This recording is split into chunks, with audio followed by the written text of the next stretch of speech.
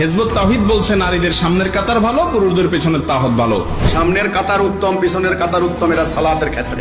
মহিলাদেরকে সামনে বসা কোরআনে কোথায় বলেছে নারী পুরুষ তোমরা একসাথে থাকতে পারবে না? কোথায়? হিজবুত তাওহীদ না হিজবুশ শয়তান? টাকা খেয়ে যে সমস্ত ফতুয়াবাজি করো তোমরাই হিজবুশ শয়তান। কিন্তু সব জায়গাতে লেডিস ফার্স্ট অথবা লেডিসে আপনি আপনার মধ্যে জগা খিচুড়ি করে যদি মিশায় নেন, তোমরা নারীকে বাদ দিয়ে পুরুষে উদ্গত হচ্ছ। এটা হলো কওমে লূতের আচরণ তোমরা করছো।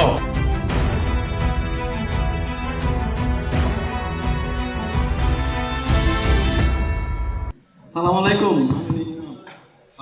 মানান ইমাম। জি বলুন। একজন শায়েখ আহমদুল্লাহ শায়েখ, উনি ওয়াজ করছিলেন।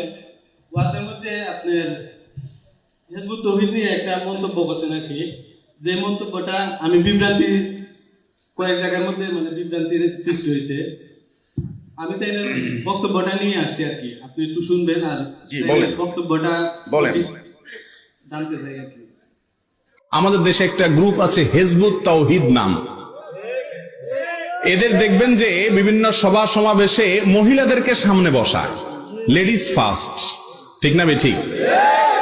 ভাই, কাজের ক্ষেত্রে সেবার ক্ষেত্রে অবশ্যই লেডিস ফার্স্ট, কিন্তু সব জায়গাতে লেডিস ফার্স্ট অথবা লেডিসে আপনি আপনার মধ্যে জগা খিচুড়ি করে যদি মিশায় নেন, তাহলে সমাজে অশান্তি হবে, বিশৃঙ্খলা হবে, জেনা ব্যভিচার বাড়বে এবং সম্পর্কগুলো নষ্ট হবে।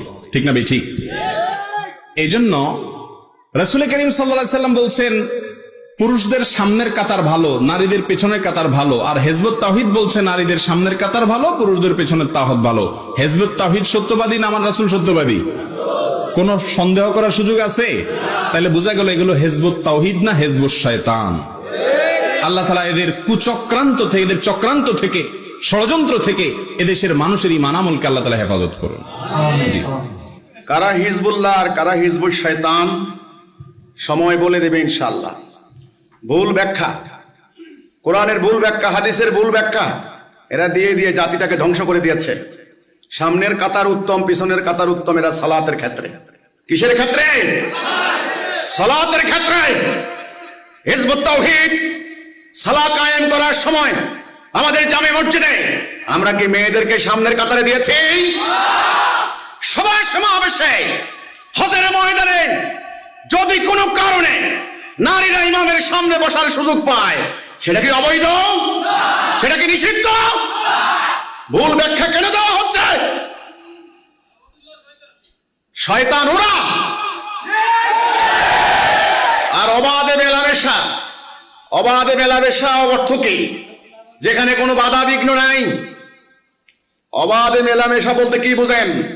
নামের আগে সবাই শায়েক লিখে ফেলেন। এখন শায়েক লিখতে কোনো অসুবিধা নাই। অবাধে শব্দের মানে কি? যেখানে কোনো বাধা বিঘ্ন নাই। শরীয়তে কি নির্দেশ দেওয়া আছে? নারী এবং পুরুষ যাদের সঙ্গে বিবাহ সম্পর্ক বৈধ, তারা একান্তে, একাকী, নিরিবিলি অবস্থান করতে পারবে না। এই দুইজন অবস্থান করতে পারবে না। তাদের সঙ্গে অবস্থান করে শয়তান, তৃতীয় জন। এটা নয় কি? অবাধে মানে কি?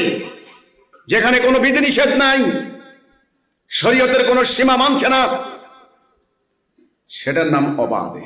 কিন্তু সভা সমাবেশে, রাজনৈতিক অর্থনৈতিক কাজে, সাংস্কৃতিক অঙ্গনে, জুমার নামাজে, হজের ময়দানে, জিহাদের ময়দানে নারী পুরুষ একসঙ্গে মিটিং করা, সমাবেশ করা, যুদ্ধ করা, রাজনৈতিক কর্মকাণ্ডে অংশগ্রহণ করা, রাষ্ট্রীয় কর্মকাণ্ডে অংশগ্রহণ করা, এটা কি বেআইনি? এটা কি নাজায়েজ? আল্লাহ তাআলা কোরআনে কোথায় বলেছেন? আমি ওই জনাব শায়েকের কাছে জানতে চাই, কোরআনে কোথায় বলেছে নারী পুরুষ তোমরা একসাথে থাকতে পারবে না? কোথায়? কোথায়? জনসমাবেশে, সম্মুখে, যেখানে বহু জনগণ রয়েছে, সেখানে নারীরা তাদের শালীনতা বজায় রেখে, তাদের ভদ্রতা বজায় রেখে, শরীয়তের মানদণ্ড বজায় রেখে তারা সেখানে অবস্থান করবেন। যদি সেটা জায়েজ না হয়, আরাফাতের ময়দানে লক্ষ লক্ষ নারী পুরুষ, এখানে নারীর কাতার, এখানে পুরুষের কাতার, আবার নারীর কাতার, আবার পুরুষের কাতার, এই ব্যাখ্যা ওই আরব রাষ্ট্রে বসে বসে ফতোয়াবাজ কি করে দিবেন আমি জানতে চাই। কাজে হিজবুত তাওহীদ হিজবুত শয়তান নয়।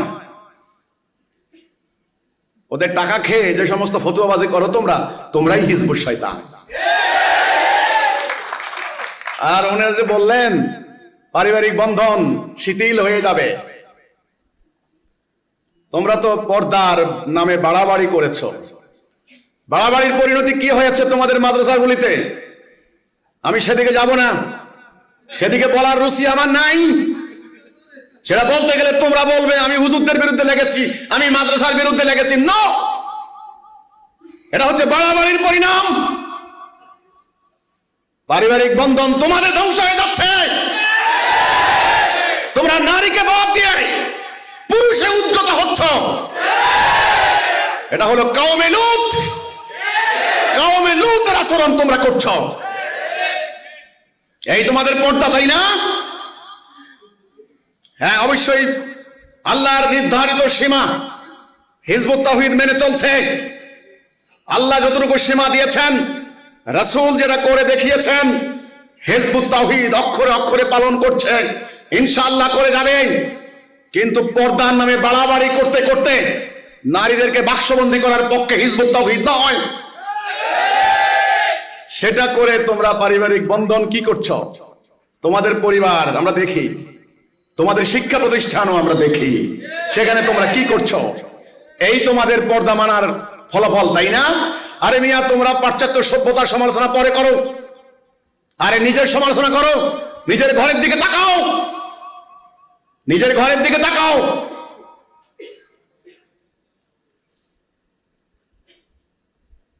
তোমাদের বড় বড় হুজুরদের second wife, third wife, fourth wife, কোনটা আবার ফিফথ ওয়াইফ, কোনটা আবার কি বক্তব্য দিচ্ছে। লজ্জা করে না তোমাদের?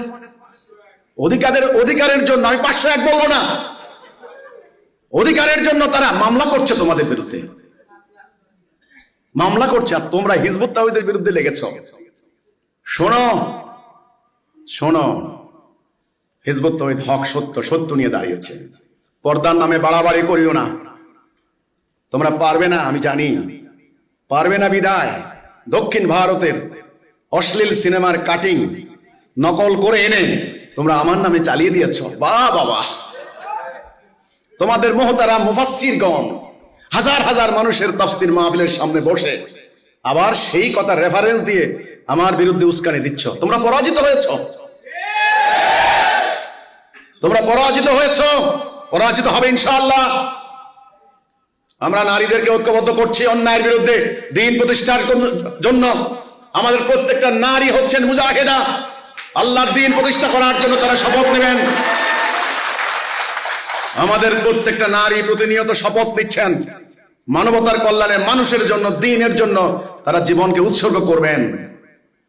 তোমরা ফতোয়াবাজি করে, মানে বেআইনি ফতোয়া, বাড়াবাড়ি ফতোয়া, বেআইনি ফতোয়াবাজি করে তোমরা ইসলামকে ধ্বংস করে দিয়েছ। তোমরাই মূলত শয়তানের প্রতিভূ, তোমরা শয়তানের বাহিনী, শয়তানের প্রতিনিধি তোমরা এই জমিনে। কি সুন্দর ভুল ব্যাখ্যা দিয়ে দিল। বাহ বাহ, কি সুন্দর ভুল ব্যাখ্যা দিয়ে দিল।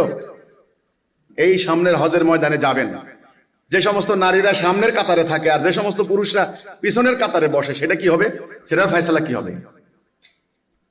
সেটার ফয়সালা কি হবে?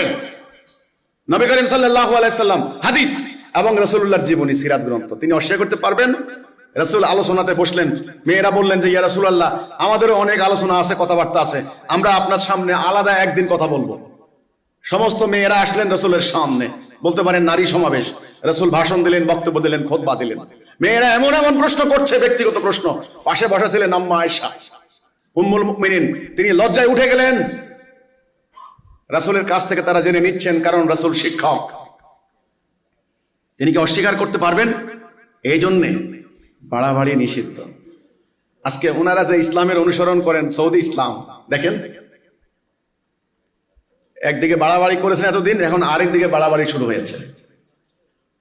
এই ভারসাম্য নষ্ট হলে এটাই হয়।